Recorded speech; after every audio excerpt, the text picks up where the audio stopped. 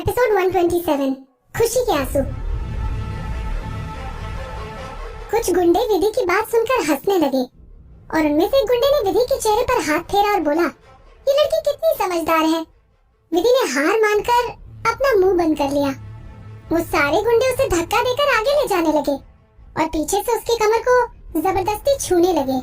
विधि ने अपनी आंखों को दबाया और अपने शब्दों को चबा कर बोली, तुम सब अपनी इन हरकतों को याद रखना।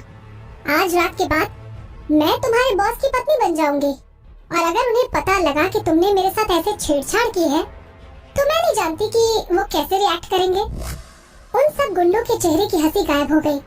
चाहे विधि से शादी करने के पीछे कोई भी रीजन हो, लेकिन कोई अनुज की होने वाली बीवी को टच करेगा तो वो उनको छोड़ेगा नहीं। गुंडों का चेहरा घबराहट में पीला पड़ गया और उन्होंने विधि के साथ ढंग से बिहेव करना शुरू कर दिया। वो सब गुंडे विधि को पास के किसी रिजॉर्ट में ले गए। उस रिजॉर्ट को अंदर से लाल कलर में सजाया गया था। वहीं से एक रास्ता रूम के लिए जा रहा था जिसके सामने रेड कारपेट बिछा हुआ था। उस रूम के अंदर अनुज शेरवानी पहने हुए विधि का इंतजार करते हुए नजर आया। आखिरकार तुम आ ही गई। रूम के गेट पर विधि को देख अनुज मुस्कुराया। वो अपने साथ कल हुई बातों को अभी तक भुला नहीं पाया था। अनुज ने इशारा किया और सभी गुंडे उसका इशारा देखकर रूम से बाहर चले गए। अनुज, मैं नहीं जानती थी कि तुम इतने बेशर्म निकलोगे, विधि ने कहा। बेशर्म? अनुज जोर से हंसा। विदुषी, तुम्हें अब गुस्सा नहीं करना चाहिए। मैं तुमसे प्यार करता हूँ। मुझे यकीन है कि शादी हो जाने के बाद तुम भी मुझसे प्यार करने लगोगी। इधर आओ। ये बोलते वक्त अनुज ने विधि को अपनी बाहों में भर लिया। विधि के हाथों को गुंडों ने पहले ही बांध रखा था और हाथ बंधे होने की वजह से विधि चाहकर भी अनुज को नहीं रोक सकती थी। विधि ने अनुज से दूर हटने की बहुत कोशिश की और गुस्से में उसके ऊपर थूकते हुए बोली, अनुज, मैं तुम्हें कभी माफ नहीं करूंगी। तुम जानवर हो, जानवर। अनुज अपने चेहरे से विधि का थूक साफ करते हुए मुस्कुराया और बोला, मैंने तो तुम्हें पहले ही कहा था, मुझे मेरी बात ना मानने वाली लड़कियां बहुत पसंद है। अनुज ने अपने दोनों हाथों से विधि का चेहरा हाथों में लिया और उसको किस करने के लिए आगे बढ़ा, लेकिन विधि ने अपना चेहरा घुमा लिया। बढ़िया, बहुत बढ़िया। अरुण ने उसका चेहरा वापस अपनी तरफ किया। वो अपनी डरावनी हंसी को अपने चेहरे पर ले आया। विदुषी, आज रात में तुम्हें तुम्हारी औकात याद दिला दूंगा। ये बोलकर अनुज वहाँ का दरवाजा बंद करके चला गया। अनुज के डर की वजह से विधि का दिल जोर जोर से धड़कने लगा।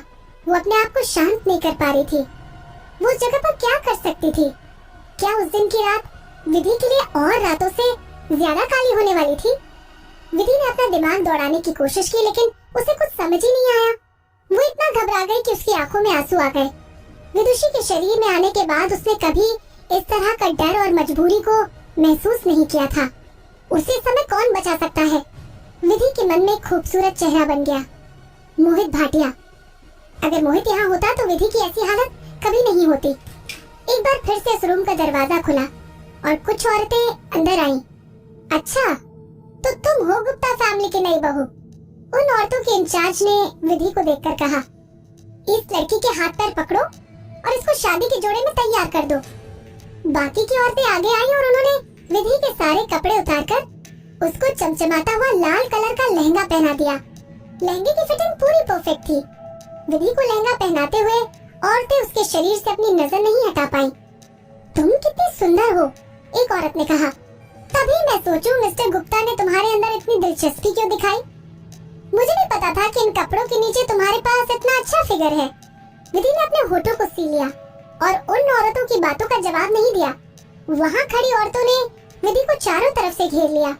सारी औरतें अलग अलग काम में लग गयी। एक औरत विधि के बाल बनाने लगी और दूसरी औरत उसका मेकअप करती रही। तकरीबन 1 घंटे बाद उन औरतों ने विधि को किसी दुल्हन की तरह तैयार कर दिया। विधि के हाथ अभी भी बंधे हुए थे। हालांकि उन औरतों ने विधि को कपड़ा पहनाते समय उसके हाथ आगे की तरफ बांध दिए थे। जाओ, जाकर इस लड़की के लिए हील्स लेकर आओ। इंचार्ज ने एक औरत को ऑर्डर दिया। सबसे पतली हील्स वाली सैंडल को लेकर आना। तुम दोनों इस लड़की के हाथों को पकड़ कर रखना। ये लड़की भागनी नहीं चाहिए। वैसे भी शादी हो जाने के बाद हम इस लड़की को मिस्टर गुप्ता के कमरे में छोड़ देंगे और हमारा काम खत्म हो जाएगा। वहाँ खड़ी औरतों ने अपना सर हिलाकर जवाब दिया।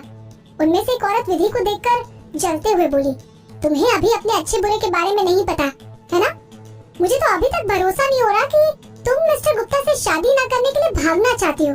तुम्हें पता है उनसे शादी करने के बाद तुम्हारी लाइफ कितनी लग्जूरियस हो जाएगी। विधि के चेहरे पर अभी तक किसी भी तरह के एक्सप्रेशन नहीं थे। वो औरत जरा भी हैरान नहीं हुई और विधि को धक्का देकर बोली, आगे बढ़ो। पता नहीं तुम जैसे छोटे स्टार्स में इतना एटीट्यूड कैसे आ जाता है। मैं तो अभी तक ये सोच रही हूँ तुमने किस तरह मिस्टर गुप्ता को सेड्यूस किया होगा और अब तुम हमारे सामने शरीफ बनने की कोशिश कर रही हो। विधि को टाइट से पकड़कर सारी औरतें उसे कमरे से बाहर लेकर आई। जो हाई हील्स औरत लेकर आई थी वो हील्स विधि को फिट नहीं हुई और हर एक कदम रखने पर विधि के पैरों का दर्द बढ़ता जा रहा था। हालांकि वो फिजिकल पेन से ज्यादा इमोशनल पेन से गुजर रही थी। विधि किसी भी हालत में अनुज से शादी नहीं करना चाहती थी। हालांकि एक बार शादी हो जाने के बाद उसके बाद शादी को मानने के अलावा और कोई चारा नहीं था। विधि जानबूझकर धीरे चलने लगी। उसने उन औरतों के साथ कोऑपरेट करना बंद कर दिया। अनफॉर्चुनेटली उन दो औरतों में विधि से ज्यादा जान थी और वो उसको घसीटते हुए शादी के मंडप की तरफ ले गई। उस मंडप के आसपास करीब 20 टेबल्स लगी हुई थी।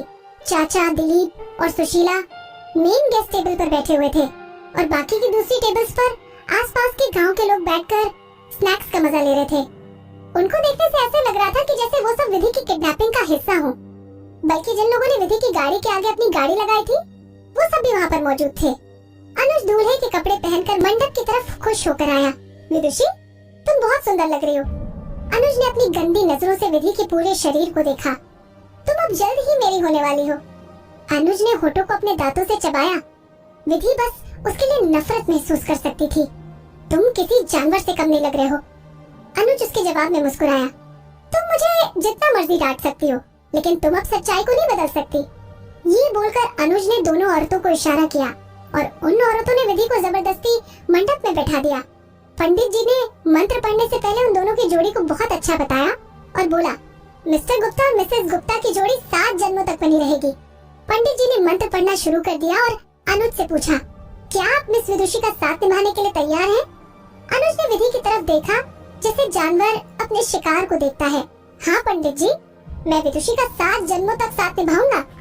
वहाँ आए हुए लोगों ने जोर जोर से तालियां बजाना शुरू कर दिया। पंडित जी ने एक बार फिर से पूछा, मिस विदुषी, क्या आप मिस्टर अनुज का साथ निभाने के लिए तैयार हो? नहीं, मुझे ये शादी नहीं करनी। विधि गुस्से में बोली, विदुषी, तुम कितना अच्छा मजाक करती हो। अनुज जी बोलकर पंडित जी का ध्यान अपनी तरफ खींच रहा था।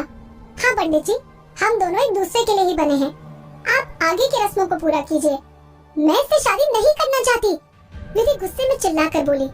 हालांकि पंडित जी ने उसकी बातों को इग्नोर कर दिया और आगे बोला, अब आप दोनों फेरे लेना शुरू करो। फेरों की बात सुनकर वहीं पास में बैठी हुई 2 औरतें मंडप की तरफ आईं और विधि को अपने हाथों से पकड़कर फेरे लगवाने लगी। फेरे पूरे होने पर एक बार फिर से लोगों ने तालियां बजाना शुरू कर दिया। विधि गुस्से से कांप रही थी, लेकिन वो कुछ कर नहीं सकती थी।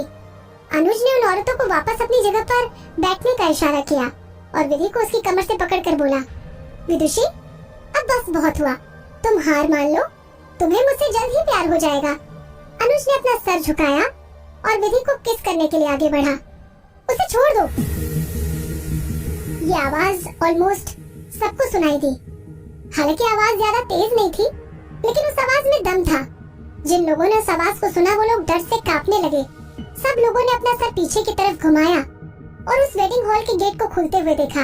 एक जवान सा आदमी अंदर आया, जिसके चेहरे पर गुस्से को आसानी से पहचाना जा सकता था। मोहित। उसको देखकर विधि को पहले तो ऐसा लगा जैसे वो कोई सपना देख रही हो। मोहित को वहाँ देखकर विधि का दिल भर गया और वो खुशी से रोने लगी।